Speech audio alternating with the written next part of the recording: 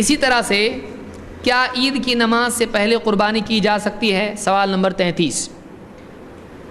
تو عید کی نماز سے پہلے قربانی کرنا جائز نہیں ہے۔ اللہ تعالیٰ نے اس طرف اشارہ بھی دیا ہے۔ اللہ نے کیا فرمایا؟ فَصَلِّ لِرَبِّكَ وَانْحَرْ۔ تو اے نبی آپ اپنے رب کے لیے نماز پڑھیے اور قربانی دیجیے۔ پہلے کس کو ذکر کیا اللہ نے؟ نماز کو، اور اس کے بعد قربانی ہے۔ تو اس میں اشارہ یہ ہے کہ پہلے نماز ہے، پھر اس کے بعد قربانی ہے۔ براء ابن عازب رضی اللہ تعالیٰ عنہ کی حدیث سے فرماتے ہیں خطبنا رسول اللہ صلی اللہ علیہ وسلم فی یوم نحر۔ نحر کے دن، عید الاضحیٰ کے دن آپ صلی اللہ علیہ وسلم نے ہم کو خطبہ دیا۔ فقال لا یضحین احد حتی یصلی۔ تم میں سے کوئی بھی آدمی نماز پڑھنے تک قربانی نہ کرے، نماز پڑھنے تک قربانی نہ کرے۔ اس کو امام مسلم نے روایت کیا ہے۔ اس حدیث سے معلوم ہوتا ہے کہ اللہ کے رسول صلی اللہ علیہ وسلم نے صاف منع کیا ہے اس بات سے کہ کوئی آدمی نماز سے پہلے قربانی کرے۔ اگر کوئی کرتا ہے اس کی قربانی نہیں ہوگی۔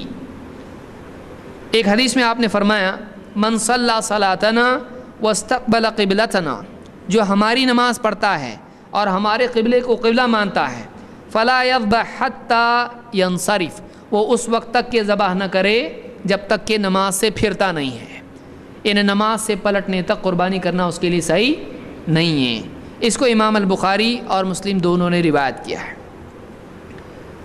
کیا آپ جانتے ہیں کہ یہاں پر نماز کا لفظ آ رہا ہے، تو نماز کے بعد قربانی کرے یا نماز کے بعد خطبہ بھی ہوتا ہے؟ اس لیے کہ آپ جانتے ہیں کہ عید کے دن جمعہ کی ترتیب نہیں ہوتی ہے کہ خطبہ اور نماز، بلکہ عید کے دن ترتیب کیا ہوتی ہے؟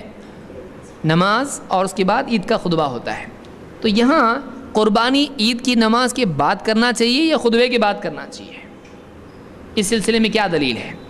جندب رضی اللہ تعالیٰ فرماتے ہیں صلی النبی صلی اللہ علیہ وسلم یوم النحر ثم خطب ثم ذبح۔ اللہ کے نبی صلی اللہ علیہ وسلم نے عید کے دن یوم النحر آپ نے نماز پڑھی، خطبہ دیا اور ذبح کیا۔ تو سنت طریقہ یہ ہے کہ ایک آدمی عید کی نماز پڑھے، خطبہ اٹینڈ کرے، اس کے بعد میں ہی ذبح کرے۔ یہ نبی کریم صلی اللہ علیہ وسلم کی سنت ہے۔ اس کو امام البخاری نے روایت کیا اور مسلم میں بھی اسی کے قریب الفاظ میں روایت موجود ہے۔ آپ یہاں دیکھ رہے ہوں کہ اللہ کے نبی صلی اللہ علیہ وسلم کی رہبری دین کے سلسلے میں کتنی زیادہ موجود ہے۔